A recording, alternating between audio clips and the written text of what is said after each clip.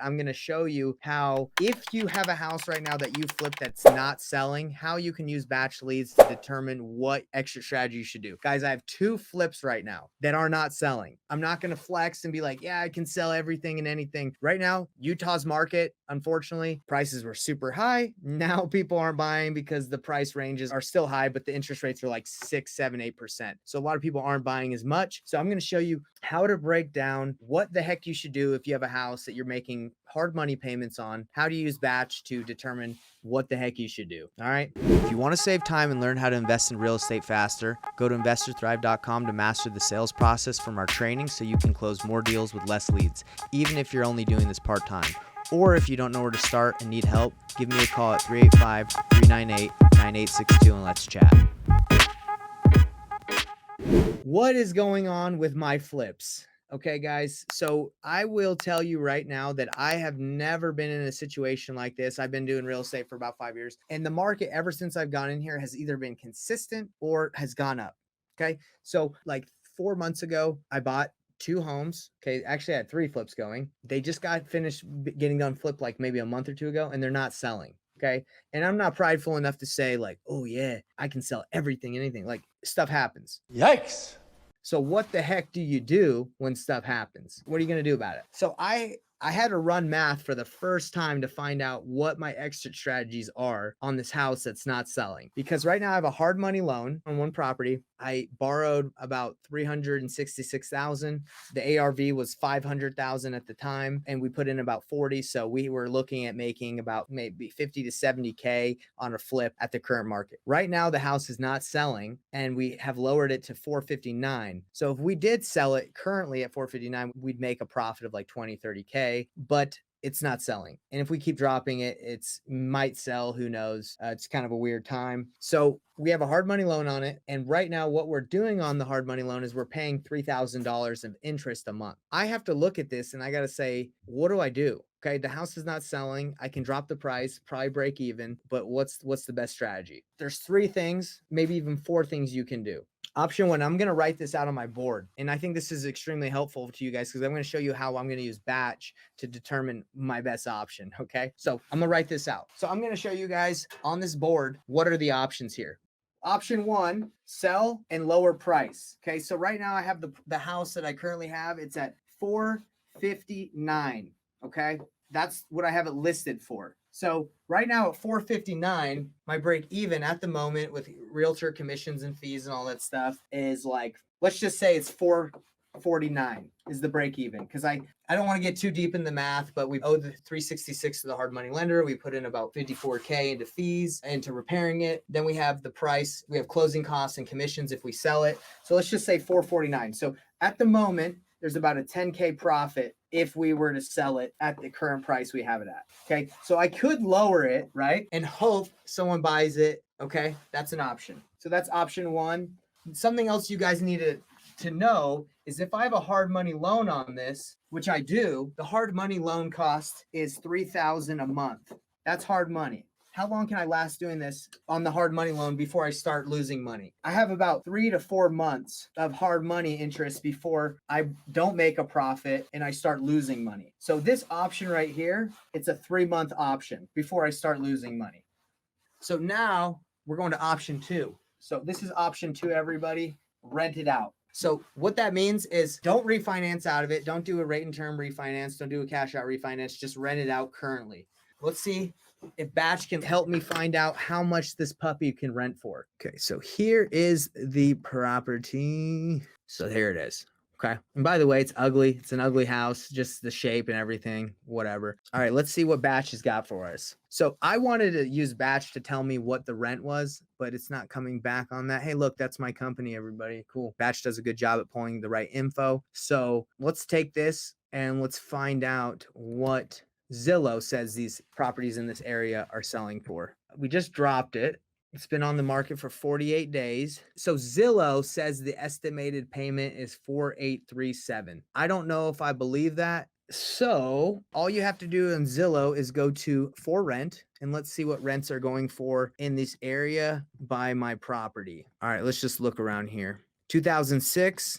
Okay, this one is smaller than mine, 2,600. This is okay, so that's kind of good news. I mean, it's not rented, but it's saying 2,600. Mine's got an extra bedroom and bigger, 2,800. This is cute. Mine looks like that, but this was much bigger. So I'm kind of getting the vibe that mine's going to go anywhere between 24 and 28. So now we've looked, guys, at what the rents are in that area. So the rents in this area, that's what Zillow says. Zillow said it is potentially 2,837. We're seeing for houses that are that size, we're seeing 2,400 to 2,600 on rent.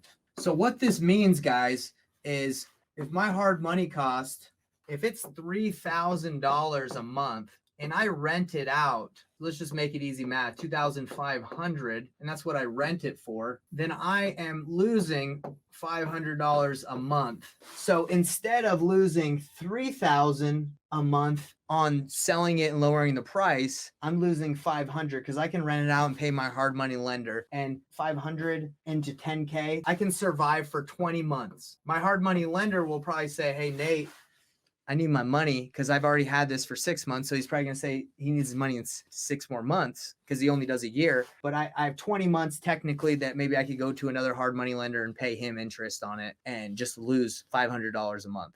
We've already gone off lowering the price, renting it. What's the next option?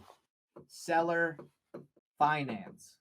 Okay, let's say 459 again is what I need to be at to like break even, because there's actually, when you do a seller finance, when you do a refinance, you have to pay fees. So it's going to cost me like 10K just to get the money out of the hard money loan.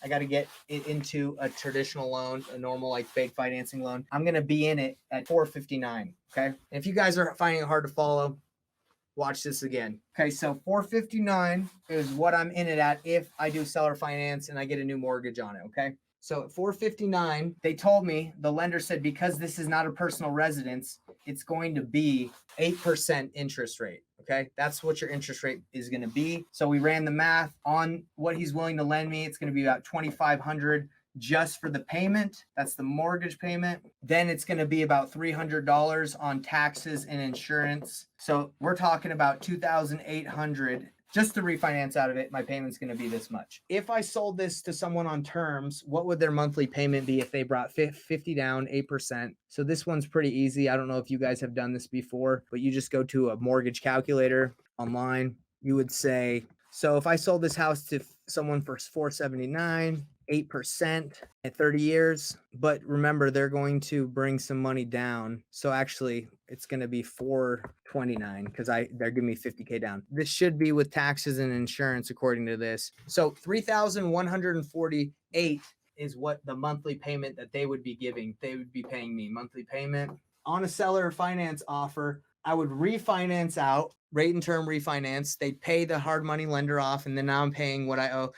Paid the hard money lender, I pay to them, the bank. 2,800 is my payment, and then I can sell it to someone and hopefully get 50K down, 8% interest to them, charge them about 479. Then I'm making enough to cover the payment I have to make to the bank every month, and I've gotten some money down. So number 4, it's a lease option. Okay, so what is a lease option? You're leasing someone, you're renting the house out and giving them the opportunity or the option to purchase it in a year or two. Okay, they do not have ownership, they're tenants. Okay, they do not own it until they exercise their option to purchase it in a couple of years. If I do a lease option, we already know that the rents are about $2,500 a month on monthly rents. And right now, my payment, if I refinance out of this, is $2,800 with taxes and insurance.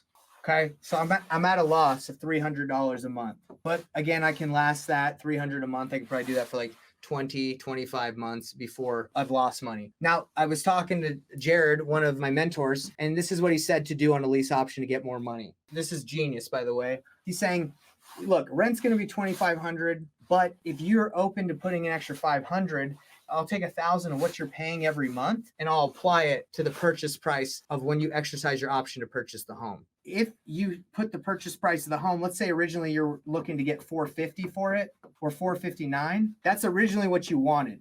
And you would say, hey, I'm going to give you the option. I'm going to give you 2 years. So all you would do, he said, is inflate the price by how much money you're giving them the discount of. So $1,000 times 2 years, that's $24,000 that they're technically, they feel like it's applying towards the purchase price. So you would just add the 24 that they're saving, you would add it to the purchase price that you originally wanted to get. So you can say, hey, look, you can just rent it, or if you want the option to purchase it in 2 years after renting it, $500 more. So your payment's $3,000. We're going to apply $1,000 of that to the purchase price of the home over the next 2 years until you exercise your option, and you're just going to have to pay out $259 because the purchase price that you're buying it for is $283. Okay, so that's another option to do. So if you are in a bind right now, you have a house that's not selling, you have 4 options. Lower the price, take a loss now, rent it out currently, and have it cover the hard money loan payment or close to it and take a loss slowly. Do a seller finance deal, refinance out of it, sell it to someone for a higher interest rate than you have, higher payment, and get some money down. 4, lease option and tell them, they can pay a little bit more, and you'll apply some of the money, that extra money that they're paying higher on the rent, towards the purchase price and inflate the purchase price. Okay. Woo! Wow. Hey guys, I feel good too, because this is something I've been thinking about. I don't want to be in a position like this. I'm not prideful or too prideful to say like, hey, this is what happens. This happens sometimes. I mean, you win big, you lose sometimes. Okay. It's not a perfect science. I mean, if the market just kept going up and up and up, never to change, never go down, then everybody and their mom and everybody else would be investing. But that's what makes doing this so awesome, is because there's wins, there's losses, but what do? You got to pivot.